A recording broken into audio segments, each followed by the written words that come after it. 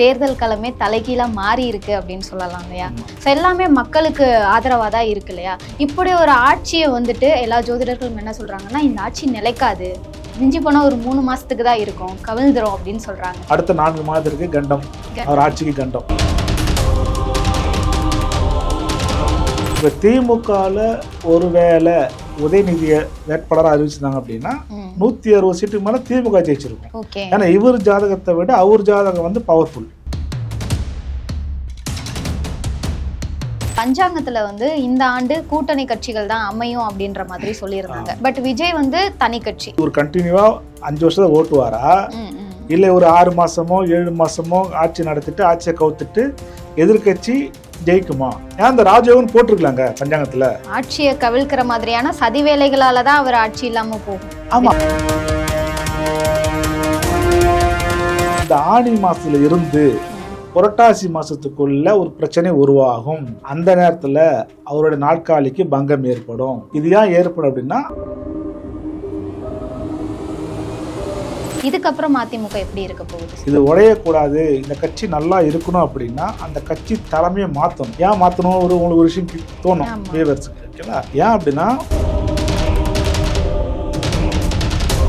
இதே 2027 6ஆம் மாதம் தனிப்பெயர்ச்சி வரும். அந்த நேரத்தில் கண்டிப்பாக அது ஆட்சி கவர்ச்சிக்கான வேலை செய்வார்கள். செய்து அந்த இடத்துல திமுக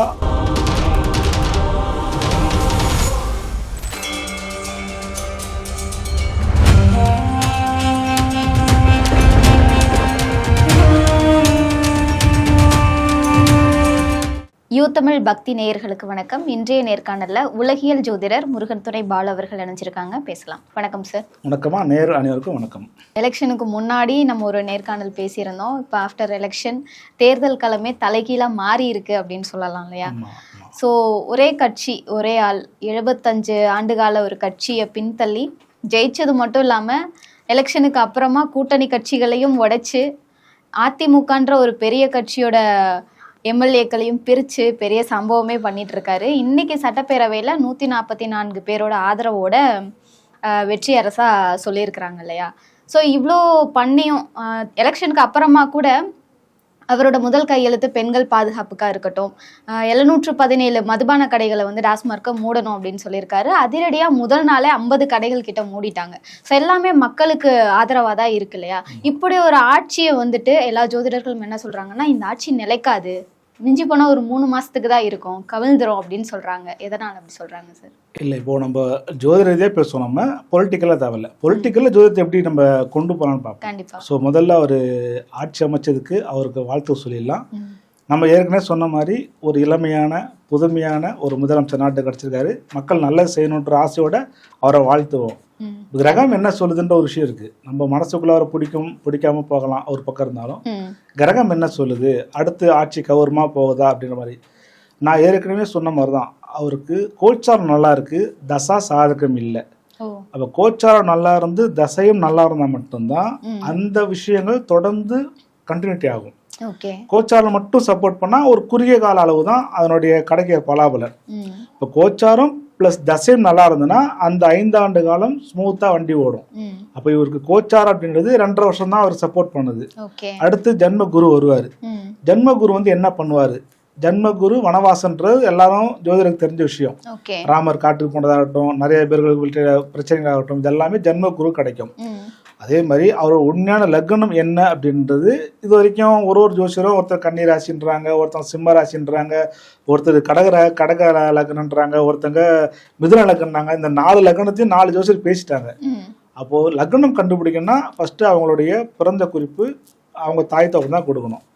நமக்கு கிடைச்ச தகவல் படி அவர் வந்து கடக லக்னம் அப்படின்றத அவங்க அம்மா வாய் மூலமாக சொல்லிக்கிறாங்க. அதாவது விஜய் சாரோடைய அம்மா சொன்ன விஷயம் என்னன்னா கடக லக்னம் தான் அவங்க அப்படின்றத சொல்கிறாங்க. அப்போ நம்ம கடக லக்னம் அவங்க அம்மா ஸ்டேட்மெண்ட் வச்சுக்கின்னு கடக லக்னமும் கடகராசியும் பூச நட்சத்திரம் வச்சு நம்ம ட்ராவல் பண்ணலாம்.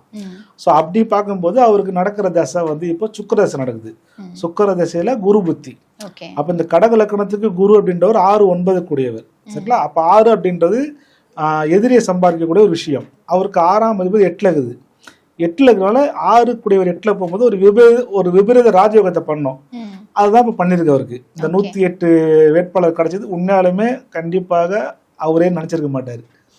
ஏன்னா அவருடைய ஜாதக பிரகாரம் நான் லாஸ்ட்டு சொல்லிக்கிறோம், அவர் எதிர்கட்சியாக வரக்கூடிய ஜாதகம் தான் அது. ஆளுங்கட்சி ஆகிறதுக்கு இந்த கோச்சாரம் ஒரு 70% தான் அவருக்கு, 70 கூட சொல்ல 50 தான் அவருக்கு சான்ஸு. இப்போ திமுகவில் ஒருவேளை உதயநிதியை வேட்பாளராக அறிவிச்சிருந்தாங்க அப்படின்னா 160 சீட்டுக்கு மேலே திமுக ஜெயிச்சிருக்கும். ஏன்னா இவர் ஜாதகத்தை விட அவர் ஜாதகம் வந்து பவர்ஃபுல். அவர் நடக்கிற தசாபுத்தி ஆகட்டும் கோச்சாரம் பவர்ஃபுல். ஸோ இந்த அப்போ அந்த திமுகவில் ஸ்டாலின் தான் உங்களுக்கு முதல்ல வேட்பாளராக போட்டாங்க. அவருக்கு அஷ்டம்ஸ் நடக்குது. நம்ம இருந்தாலும் அஷ்டம் சனி அவருக்கு பாதகம் பண்ணா நினைச்சோம். பட் யாரா இருந்தாலும் பாதகம் தொகுதியிலே அவர் தோத்துறாரு. ஸோ அந்த அஷ்டம சனிக்கு உண்டான வேலை பண்ணிடுச்சு.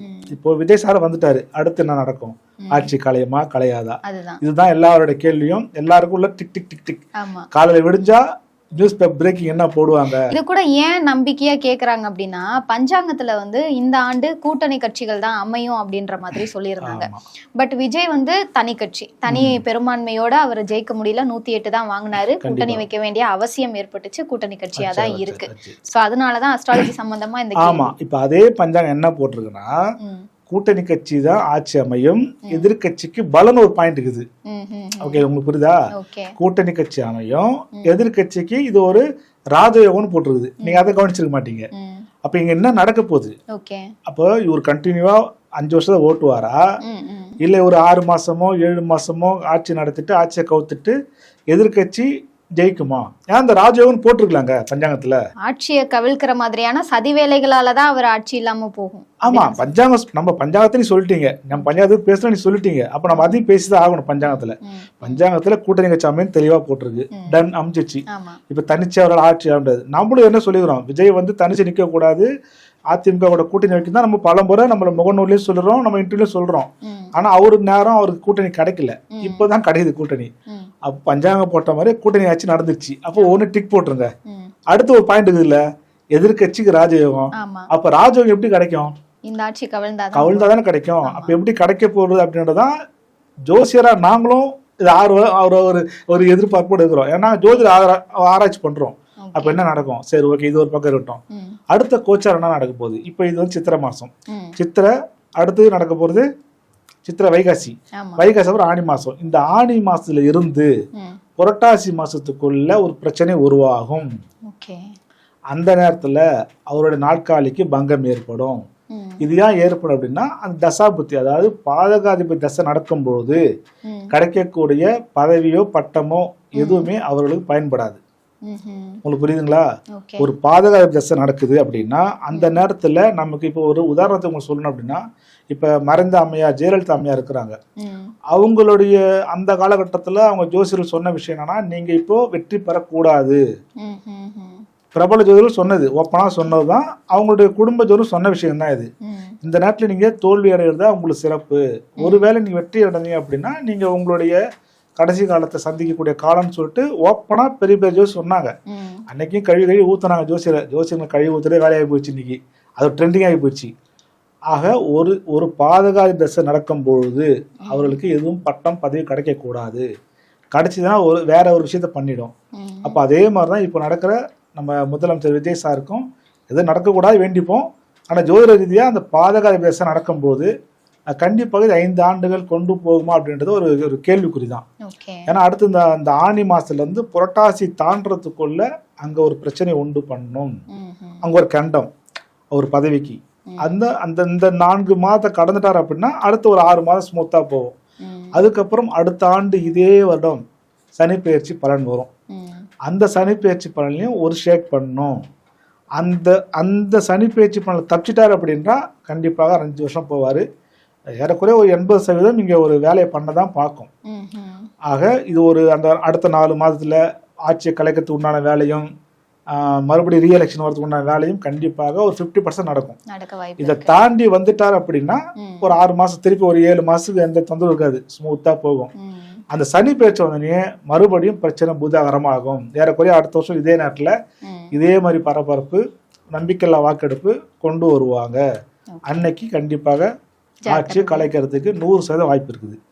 அந்த நேரத்துல திமுகவுல உதயநிதி முதலமைச்சர் ஆக்குனாங்களா மறுபடியும் திமுக ஆட்சி அமைக்கும்.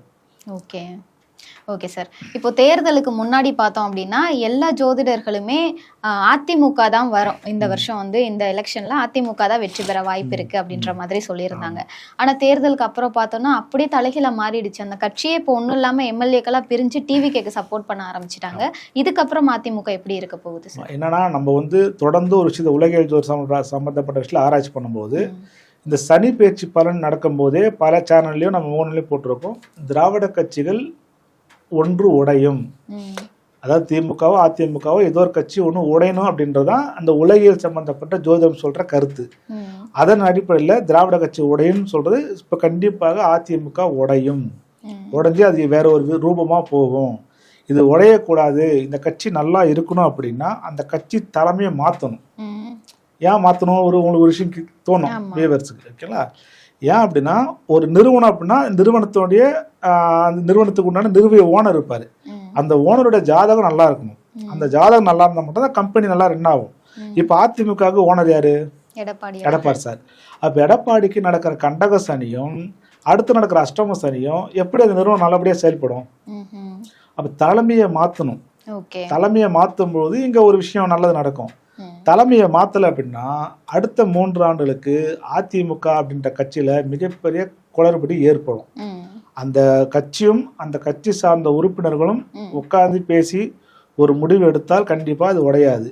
இல்லைன்னா அதிமுக 2ஆ பிளவுபடும் என்பது உலகில் சார்ந்த ஜோதிடமும் சொல்லுது. அவருடைய ஜாதகத்தில் அமைப்போம். இப்போ அவர் கன்னிராசிக்கு கண்டக சனி, அடுத்து அஷ்டம சனி. அப்போ அந்த 6 கூடியவர் 7ல் போறாரு, அந்த ராசிக்கு 6 கூடிய 7 போறாரு. அப்போ நண்பர்கள் விரோதி ஆவார்கள். அப்படிதான் நடக்குது. அவர் கூட இருந்தவர்களே நண்பர்கள், கூட இருந்தவங்க எல்லாருமே இன்னைக்கு அகேன்ஸ்டா போயிட்டு அவருக்கு ஆப்போசிட்டா இன்னைக்கு ஒரு விஷயம் பண்றாங்க. இப்ப காரணம் என்னன்னா அந்த 6 கூட 7க்கு போகும்போது கண்டக சனியும் சேர்ந்து அவருக்கு ஒரு விஷயம் பண்ணும். அப்போ அவர் மனசு, அவருடைய பதவி, அவருடைய சுத்து வட்டாரம் எதுவுமே ஹாப்பினஸ் கொடுக்காது. அவரை சார்ந்தவர்களும் அவர் சார்ந்த உறவினர்களும் அவர் சார்ந்த கம்பெனி, அதாவது அதிமுக கட்சியும் நல்லபடியா போறதுக்கு வாய்ப்பு மிக மிக குறைவு. காரணம் இந்த அஷ்டம சனியும் கண்டக சனியும் அடுத்த 3 வருஷம் நடக்குது. ஸோ இந்த 3 வருஷத்துக்கு அதிமுக கண்டிப்பாக பிளவுபட்டு ஒன்று சேர வாய்ப்பு இல்லை. அப்ப எப்ப சேரும்னு ஒரு கேள்வி வரும். அப்ப எப்ப சேரா 3 ஆண்டுக்கு பிறகுதான் இது ஒன்று சேரும். இது எப்படின்னா உங்களுக்கு அண்ணா திகாலேருந்து அண்ணா வராரு, ஓகேங்களா? அப்புறம் அண்ணா ஒரு திமுகன்னு ஒரு கட்சியை உருவாக்குறாரு. அது கொஞ்ச நாள் டிராவல் ஆகுது. அப்புறம் அதுல இருந்து ஒரு சில கட்சிக்கு பிரிஞ்சு வந்து கிளை கட்சி வருது. அந்த மாதிரி சூழ்நிலைக்கு போகும். இது அது போகக்கூடாது அப்படின்னு நினைச்சாங்க அப்படின்னா கண்டிப்பா அந்த கட்சியோட தலைமையை மாற்றணும். ஒரு குறுகிய காலத்துக்கு மாற்றிடலாம், தப்பு ஒன்றும் கிடையாது. கட்சி முக்கியம் தானே உங்களுக்கு. அப்போ நீங்கள் மாற்றுறது பெட்டர்.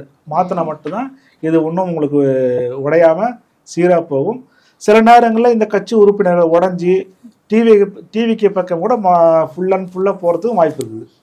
ஆல்ரெடி இப்போ அந்த மாதிரி தான் போயிட்டாங்க சார். 25 எம்எல்ஏக்கள் கிட்ட டிவிக்கு தான் ஆதரவு சொல்லியிருக்காங்க இன்னைக்கு. ஓகே, இன்னொரு முக்கியமான விஷயம் என்ன அப்படின்னா திரு முதல்வர் விஜய் அவர்களுடைய ஆட்சி வந்து கவிழ்றதுக்கான வாய்ப்பு இருக்குன்னு நீங்க சொல்லியிருக்கீங்க ஏற்கனவே.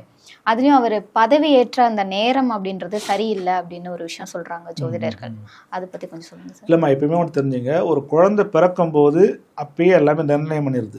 அந்த குழந்தைக்கு கல்யாணம் பண்ற நேரமா இருக்கட்டும், இல்லை அந்த குழந்தைக்கு ஒரு வேலை செய்தாகட்டும், எல்லாமே அந்த பர்த் சார்ட்ல தான் இருக்குது. நீங்க எந்த நேரத்தினாலும் பதவி ஏற்றலாம். நான் லாஸ்ட் வீடியோ சொல்ல நேரங்காலம் பார்க்க வேண்டிய அவசியம் கிடையாது. உங்க பர்த் சார்ட்டும் தசாபுத்தியும் நல்லா ஆகிற பட்சத்துல எந்த ஒரு பிரச்சனையுமே நடக்காது. ஆனா இன்னொரு விஷயம் தெரிஞ்சுங்க, எல்லாருமே அஷ்டமி திதியை விளக்குறீங்க. உண்மையாகவே பஞ்சமி திதியை விட அஷ்டமி திதி அவர் சிறப்பான திதி. நீங்க எவ்வளவு நல்லா வேணும் பண்ணலாம். சோ அது பதவியேற்ற நேரம்லாம் ஒன்றும் பெரிய விஷயம் கிடையாது. அதுக்கு எதுவும் சம்பந்தம் கிடையாது. நடக்கிற தசா புத்தி, அவருக்கு நடக்கிற அந்த கோச்சாரங்கள்லாம் அவர் பண்ண போகுது. இப்போ அவருக்கு கடக ராசிக்கு 9ல் சனி. ஸோ மக்கள் அப்படின்ற ஒரு சனி தான். அப்போ சனியோட பலம், மக்கள் பலம் அவருக்கு இருந்திருக்குது. அதனால அவர் வந்துட்டார். அவர் அதே நேரத்தில் ஒரு ராசிக்கு குரு பலன் முக்கியம். திருமணம் பண்ணாலும் சரி, குழந்தை பலன் குரு பலன். அப்போ இவர் இந்த கடக ராசிக்கு குரு பலன் இல்லை, மக்கள் பலம் இருக்குது. அப்போ குரு பலன் இல்லை, தெய்வ அனுகிரகம் இல்லை. அதனாலதான் அவர் ஜெயிச்சும் ஆட்சி ஆடுறதுல ஒரு செடி கிடைக்கல, பெரும்பான்மை இல்லை. அப்படின்னா அந்த குரு பலமும் சனி பலமும் ஒன்னா சேர்ந்து கிடைச்சது அப்படின்னா இன்னைக்கு கிட்டத்தட்ட ஒரு 140 சீட்டு ஜெயிச்சிருப்பாரு. இப்ப அடுத்து வர போறது அவருக்கு ஜன்மகுரு. அப்ப ஜன்மகுரு அவர் நல்லது போனோம்னா இன்னும் மண்டல குடையும். எப்படின்னா விக்ரமாதன் தோல்மலை என்ன வேதாள மாதிரி தான் இது. ஒவ்வொரு நாளும் அவருக்கு தலை மேல கத்தி தொங்கி தான் இருக்கும். இப்ப ஜெயலலிதா பிரியில் என்னன்னா காலையில விடிஞ்சா யாரு சிஎம் யாரு வந்து அமைச்சராப்பான்னு தெரியாது, அந்த மாதிரி மாத்திருவாங்க. அந்த மாதிரி காலகட்டத்தில் நாளை காலையில விடிஞ்சா ஆட்சி கவுத்துருவாங்களா ஒரு பயத்திலேயே டிராவல் ஆகும். அப்போ இந்த அந்த 4 மாசம் கண்டிப்பாக அதுல கேரண்டி கிடையாது. இது ஒரு கண்டம். இதை தப்பிச்சு வந்துட்டார் அப்படின்னா திருப்பி 7 மாசம் தொல்லலாம் போகும். மறுபடியும் இதே 2027 6ஆம் மாசம் சனி பயிற்சி வரும். அந்த நேரத்துல மறுபடியும் அவருக்கு அந்த இடத்துல கண்டிப்பாக அது ஆட்சி கவர்ச்சியான வேலை செய்வார்கள். செய்து அந்த இடத்துல திமுக வாஸ் உதயநிதி வச்சா மட்டும்தான் ஆட்சி மாறும். மறுபடியும் ஸ்டாலின் வச்சாங்க அப்படின்னா மறுபடியும் ஒரு 150 சீட் ஜெயிச்சு வருவாரு. அப்படிதான் அந்த கோச்சாரம் சொல்லுது. சரி, ஓகே சார். இப்போ இன்னொரு விஷயம் என்னன்னா, சிஎம் விஜய் அவர்கள் வந்துட்டு நடிகராக இருந்த காலத்துல இருந்தே அவர் கூட பயணிச்ச அவருடைய பர்சனல் ஜோதிடர், அவரை இன்னைக்கு வந்து ஒரு அரசு பதவியில அவரை நியமிச்சிருக்காங்க. ஒரு ஜோதிடரா உங்களுடைய கருத்து என்ன இந்த விஷயத்துல? ஒரு ஜோதிடரா உண்மையாலுமே அதை நான் வந்து பாராட்டுறேன். ஏன்னா இன்னைக்கு இருக்கிற முக்கியமான பிரபலங்கள், நானும் எவ்வளவு பிரபலம் பார்த்துக்கிறேன், இவர் தான் என்னோட ஜோசியர் அப்படின்றத வெளியே சொல்ல மாட்டாங்க, ஈவன் ரெஃபரே பண்ண மாட்டாங்க. ஏன்னா அவங்களுக்கு வந்து இது ஒரு கௌரவ குறைச்சல் மாதிரி. ஜோசியரை பார்க்கறது அப்படின்னா ஒரு கேலியாகவும் ஒரு கௌரவ குறைச்சலாகவும் சமுதாயம் நம்மளை கிண்டல் பண்ணோம், உங்களெல்லாம் சென்ஸ் இல்லையா, நீங்க இன்னும் ஜோசியர் நம்புறீங்க, இந்த மாதிரி ஒரு கிண்டல் கேள்வி இன்னமும் இருக்குது. ஆனா நம்ம சமுதாயம் அப்படின்றது நம்பிக்கை சார்ந்த விஷயங்கள் தான். அது ஆன்மீகமா இருக்கலாம், ஜோதிடமா இருக்கலாம், இது சார்ந்தா நம்ம அதோட டிராவல் பண்றோம். மன்னர் காலத்திலேயே மன்னரவையில ஜோதிடர் இருப்பாரு, ராஜகுரு இருப்பாரு, இது எல்லாம் இருக்கிறதான். ஈவன் ஜெயலலிதா அம்மையார் கூட அவருக்கும் கூட ஒரு ஜோசியர் இருந்தாங்க. ஆனா அவருக்கு ஒரு அங்கீகாரம் கொடுக்கல, அந்த அம்மா கூட வச்சிருந்தாங்க. பட் இவர் கொடுத்த அளவுக்கு ஒரு அங்கீகாரம் கொடுக்கல. அந்த வகையில இவருக்கு நான் பாராட்டுறேன், அது ஜோதிடருக்கும் பாராட்டுறேன். ஆனா ஒரு காமன் மேனா பார்க்கும்போது அவரை செய்யக்கூடாது, ஓகேங்களா? ஏன்னா இது வந்து ஒரு அரசாங்கம் சம்பந்தப்பட்ட பணத்தை விரயம் பண்றீங்க. நீங்க உங்களுக்கு ஜோதிடர் பிடிச்சிருக்கலாம், அவர் சொல்ற கருத்து பிடிச்சிருக்கலாம், அவரோட பலன் பிடிச்சிருக்கலாம். நீங்க உங்க சம்பளத்தை கொடுத்து உங்க பாக்கெட் மணியை கொடுத்து உங்க கூட வச்சிருந்ததுல அது தப்பு கிடையாது. ஒரு இண்டிவிஜுவலா பார்க்கும்போதோ, ஒரு தனி மனிதராக பார்க்கும்போதோ, ஒரு சாமானியனா பார்க்கும்போதோ, ஒரு ஓட்டரா பார்க்கும்போதோ அவர் பண்ணது தப்பு. கண்டிப்பா இது வந்து மக்களுடைய பணம். அவர் கிட்டத்தட்ட ஒரு 1.5 லட்சம் ரூபாய் சம்பளம் தருவாங்க. இது யார் காசு? இது மக்கள் பணம் தான். ஆமா, இப்ப அந்த இடத்துல ஒரு IAS ஆஃபீஸரையோ ஒரு IPS ஆஃபீஸரோ போட்டிருந்தோன்னா உண்மையா பாராட்டலாம். உங்களுக்கு ஒரு ஆலோசகர் அப்படின்றவர் ஒரு படிச்ச ஒரு தந்திரமான நல்ல அறிவுள்ள ஒரு ஆளை நீங்க வச்சிருந்தீங்கன்னா அதில் எல்லாரும் பாராட்டுவாங்க, யாரும் குறை சொல்றது இல்லை. உங்களுக்கு ஜோதிடர் பிடிக்கும், அவர் சொல்லதான் நடக்குது அப்படின்றதுக்காக அவரை வந்து நீங்க அரசாங்க சம்பளம் தரது அப்படின்றது அந்த இடத்துல நான் அதை முரண்படுறேன். அது வந்து அது மக்கள் வரி பணம் தானமா? இது இப்போ மக்கள் வரி பண்றது ஒரு 1.5 லட்சம் ரூபா ஒரு ஆளுக்கு ஒரு ஜோதிடருக்கு போகுது. அங்க நீ மக்களுக்கு நல்ல செய்வது கேட்க போறது இல்லை. நீங்க எப்ப வெளியே போகலாம், நீங்க எப்ப கையெழுத்து போடலாம், எப்ப திட்டம் பண்ணலாம், இதுதான் நீ அவர்கிட்ட கன்சல்ட் பண்ணுவீங்க. மக்களுக்கு என்ன திட்டம் கொண்டு போனா அவர் கன்சல்ட் பண்ண மாட்டீங்க. உங்களுடைய சுயநலத்திற்காக உங்களுக்கு உங்களுடைய ஜோசிய பலனுக்காக அரசு சார்பில் நியமிக்கிறது அப்படின்றது நான் அதை ஏற்றுக்க மாட்டேன். ஆனால் ஜோதிடரா அவர் பண்ண விஷயத்த நான் ஏற்றுப்பேன். ஆனால் உண்மையாலும் இது வந்து ஏற்றக்கூடிய விஷயம் கிடையாதுமா. சாமானிய மக்களாக பார்க்கும்போது அது பண்ணக்கூடாது. உங்களோட சுயநலத்திற்காக அரசாங்க பணத்தையும் அரசாங்களுடைய விஷயங்களையும் நீ பண்றது ஏற்புடையது அல்ல. அதிகாரங்களை பயன்படுத்தக்கூடாது. உண்மை தப்புமா, அது மிகப்பெரிய தப்பு. அது இப்போ வந்து விஜய் அவர்கள் முதல்வராக காரணமா இருந்தது நீச்சபங்க ராஜயோகம் அப்படின்னு ஒரு விஷயம் சொல்றாங்க. அது பொதுவா நிறைய பேருக்கு இருக்கும் அந்த நீச்சபங்க ராஜயோகம். இருந்தாலும் விஜய் நீச்சபங்க ராஜயோகத்தால ஜெயிக்கிறதுக்கு காரணம் என்ன? நீச்சபங்க ராஜயோகம்ன்றது அதாவது எல்லாரும் நிறைய பேர் ஒரு 100 ஜாதகம் பாருன்னா ஒரு 50 ஜாதகம் நீச்சபங்க ராஜயோக ஜாதகம் வருது. அப்ப எல்லாருமே சிஎம் ஆகிறாங்கன்னா கிடையாது. முதல்ல நீச்சபங்க ராஜயோகம் உதயநிதி இருக்குது, விஜய் சார் இருக்குது, அண்ணாமலை சார் இருக்குது, மோடி சாருக்கு இருக்குது. 4 பேரும் நீச்சபங்க ராஜ்யம் இருக்குது. அப்ப நீச்சபங்க ராஜ்யம் இருந்தனாலதான் இவங்க முதலமைச்சர் ஆனாங்களா இல்ல பிரைம் மினிஸ்டர் ஆனான்ற கொஸ்டின்லாம் தவறான கொஸ்டின். எந்த யோகம் இருந்தாலும் அந்த தசா நடந்தாதான் அதுக்கு வேலை, ஓகேங்களா? இப்போ நீச்சபங்க ராஜயோகன்றது இப்போ ஒரு பேச்சுக்கு அவருக்கு வந்து செவ்வாயும் சந்திரனும் ஒன்னா இருக்குது. அப்ப செவ்வாய் நீச்சமாயி வீடு கொடுத்த கிரகம் உச்சமானா ஆட்சி ஆனாலோ அது நீச்சபங்க ராஜயோகம், ஓகேங்களா? இப்ப செவ்வாய் தசையோ சந்திர தசையோ வரும்போது தான் அவனுடைய ஒர்க் அங்கே வேலை செய்யும். அப்போ அந்த பங்கம் சம்பந்தப்பட்ட தசை வேலை செய்யாம அது நடக்காம அதனுடைய பலாபலம் நமக்கு கிடைக்காது. அப்ப இன்னொன்னு செய்யும் நீச்சம் பங்கம். அப்ப ஒரு விஷயத்தை கெடுத்து கொடுக்கும். அப்ப கெடுத்தாதான் கொடுக்கும். அவர் அப்ப கொடுத்து கெடுக்கணும் அப்படின்னா தசை முக்கியமா அந்த இடத்துல இருக்கணும். அது இல்லாம அந்த பங்கத்துக்கு வேலை கிடையாது. அப்ப சரி உங்க பேச்சுக்கே வரேன். அப்ப அண்ணாமலை ஏன் சிஎம் ஆகல? அதுதான் கேள்வி. அவருக்கும் கடகராசி அப்படின்னு சொல்றாங்க. சரி அண்ணாமலை சிஎம் ஆனா அவர் எம்எல்ஏ ஆகலையே. அதுதான் உள்ள வரவே உள்ள வரல. அப்ப போன வாட்டியும் அவருக்கு அந்த யோகம் இருந்தது. அவங்க கூட்டணி இல்லாம தனிச்சு நின்னாங்க. எம்பி எலெக்ஷன் நின்னாங்க, எம்எல்ஏ எலெக்ஷன் நின்னாங்க, நிக்கல. அப்ப எங்க போச்சு நீச்ச ராஜயோகம்? எல்லாருக்கும் எல்லா யோகம் இருக்கும். தசா முக்கியம். இப்போ அண்ணாமலை சாருக்கு நடக்கிற தசை சரியில்லை. எப்பயுமே தெரிஞ்ச கோச்சாரம் பிளஸ் தசை இதுதான் ஒரு மனுஷனை இயக்கும். கோச்சாரத்தினுடைய பங்கு ஒரு 50%னா தசாவோட பங்கு ஒரு 50%. ரெண்டும் சேர்ந்ததான் ஒரு டிராவல். எல்லா இப்போ ஒரு சில பேருக்கு விபரீத ராஜயோகம் இருக்கும். அப்போ இந்த யோகங்கள்லாம் இருக்கணும். அதுக்கு சம்பந்தப்பட்ட தசை வரணும். அப்ப அண்ணாமலை சாருக்கு அந்த பங்கம் இருக்குது, நீச்ச பங்கம் ராஜயோகம் இருக்குது. ஆனா அவரால் தொடர்ந்து ஒரு விஷயம் செயல் பண்ண முடியல. போலீஸா இருந்தாரு, வெளியே வந்துட்டாரு. மாநில தலைவராக இருந்தாரு, வெளியே வந்துட்டாரு. எம்எல்ஏ நின்னாரு, தோத்துட்டாரு. எம்பி நின்னாரு, தோத்துட்டாரு. ஏன் இப்போ பங்கம் எங்க போச்சு? ஸோ உங்களுக்கு என்னன்னா தசா முக்கியம். அப்ப அவர் நடக்கிற தசா ஒரு 3 வருடம் 4 வருடத்துக்கு பெருசா ஒன்றும் ஒரு நல்லது பண்ணல. அவர் சைலண்டா இருக்குன்ற மாதிரி தசை நடக்குது. அப்போ அந்த தசை அப்படிதான் பண்ணும் அவருக்கு. அந்த தசை முடிஞ்சு அடுத்து நல்ல தசை வருது. அந்த நல்ல தசை வரும்போது இதே தமிழகத்தில் 3 தலைவர்கள் போட்டியிடுவார்கள். ஒன்னு உதயநிதி, ஒன்னு விஜயண்ணா, இன்னொன்னு அண்ணாமலை. அன்னைக்கு காலம் இன்னும் பரபரப்பாக இருக்கும். அதுதான் எல்லா ஜோதிடர்களும் இப்பதான் சொல்றாங்க. அண்ணாமலை உள்ள என்ட்ரி கொடுப்பாரு. அப்போ வந்து தசை நல்லா இல்ல. அப்போ அந்த நேரத்துல அதிமுக, அன்னைக்கு நான் சொல்றேன், அதிமுக கபலீகரம் ஆகும். நீங்க தலைமை மாத்தலனா மறுபடியும் சொல்றேன், அதிமுக மீது எனக்கு எந்த கோபமும் கிடையாது. அந்த நிறுவனம் அந்த பொதுச்செயலாளர் ஜாதகத்தின் அடிப்படையில் அடுத்த தேர்தல் வரையும் அவங்க கண்டினியூ பண்றது அப்படின்றது ரொம்ப கஷ்டம். நீங்க உங்களுடைய உறுப்பினர் வச்சு தயவு செய்து ஒரு நல்ல ஒரு விஷயத்த பண்ணுங்க.